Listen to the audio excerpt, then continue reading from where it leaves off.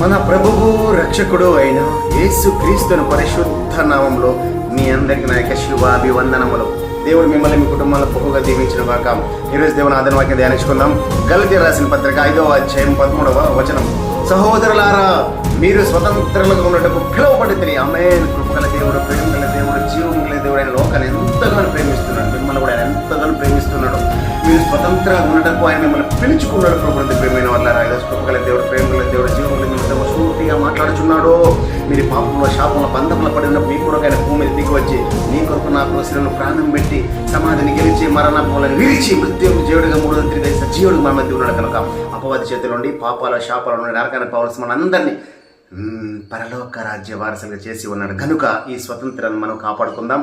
అనేక మందికి శివాత్మ ప్రకటిద్దాం. అనేక బంధకాల వారిని విడిపిద్దాం.